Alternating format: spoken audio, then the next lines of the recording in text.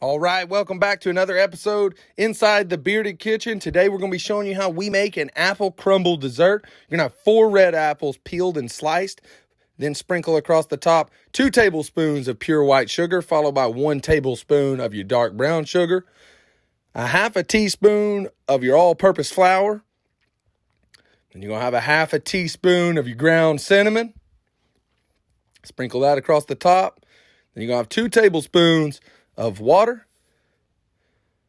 Now you're ready to go ahead and mix that. Get that all spread in there pretty evenly throughout your apple slices.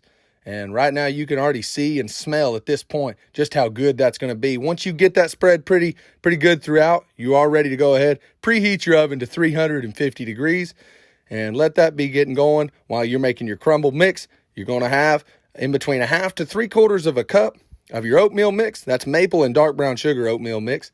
You're going to have the same amount of all-purpose flour, in between a half to 3/4 of a cup of that, followed by in between 1/4 to a half a cup of dark brown sugar.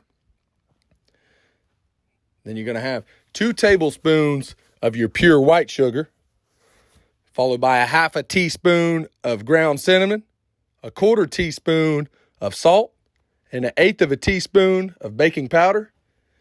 At this point, you're ready to go ahead, grab your mixing bowl, dump that in it, get that all mixed up pretty evenly. If there's any kind of chunks or anything in it, go ahead, break those apart or remove them if you need to.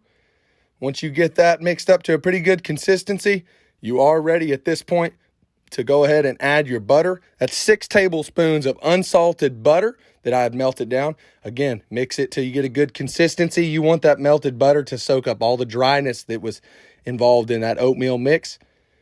At this point, once you get that mixed up well, you're going to go ahead, spread it across the top of your apple slices. That's going to cover the whole top pretty good.